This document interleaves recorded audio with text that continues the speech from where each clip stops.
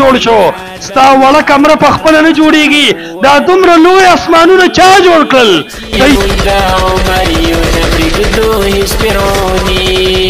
که دا پوزه شاته وه تا به د شپې آرام څنګه کو چا ته پته ده چې دا سترګې مخې ته پکار دي که دا سر کې لګېدلې وې ته به د شپې څومره پریشانه وې دا علم چا سره و چې د اتیله غټ خرطم ورکا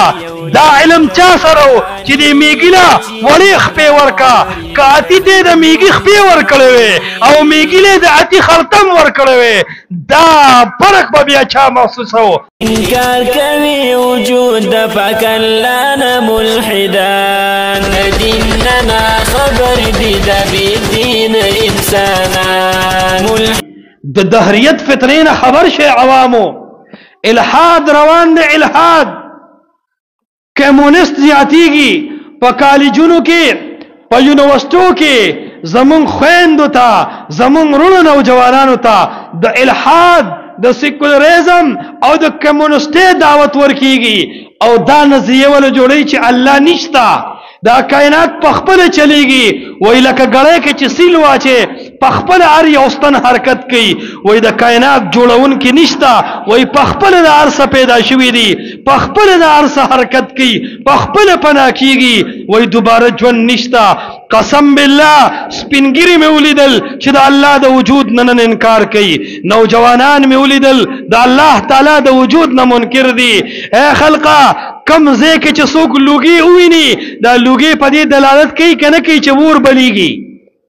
لوګي دلالت په ور کوي کنه کوي په کم بدن باندې چې خوله را روانه ده دا خوله په ګرمۍ دلالت کوي کنه کوي په کم ځای کې چې شنه بوټي دي دغه شنه بوټي په اوبو باندې دلالت کوي کنه کوي په لار باندې که پچ ووینې دا پچ د ګډو پتللو دلالت کوي کنه کوي په لار که د میخې او د غوانو خچړو وینې دا د غوانو او د قافلو پتلو دلالت کوي کنه کوي دغه رنګې که چېرته په یو ځمکه باندې لوندوالي ووینې دا لوندوالي په باران دلالت کوي نو د هر فعل دپاره یو فاعل موجود دی چې څنګه ته دنیا ته په خپله نه راتلې د مور پلار د یو ځای کېدو نه بغیر دنیا ته نه راتلې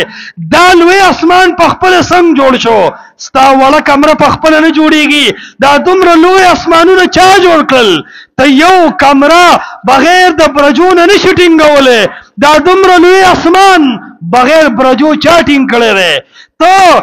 یو لیش فرش په ځمکه نشي اچولی دا دومره لویه ځمکه چا خوره کړې ده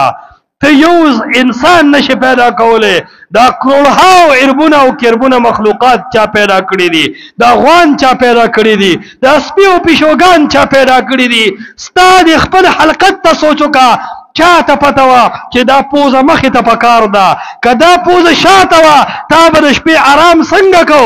چا ته پته ده چې دا سترګې مخې ته پکار دي که دا سر کې لګېدلې وې ته به د شپې څومره پریشانه وې دا علم چا سره و چې د اتیله غټ خرطم ورکا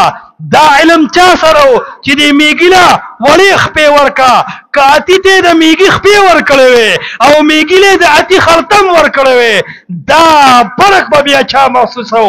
دا ټول نظام په دې ترتیب سره په خپله نه دی جوړ شوی دا د انسانانو وجود دا د پریانو وجود دا نظام شمسی او قمری دا د ونو د اباګانو د اوبو د ونو د بوټو او دارنګ د دریابونو دا نظام په خپله نه چلیږي دا د عرش د پاسه رب العالمین دی د هغه په کون فیصلې سره دا تمام کائنات چلیږي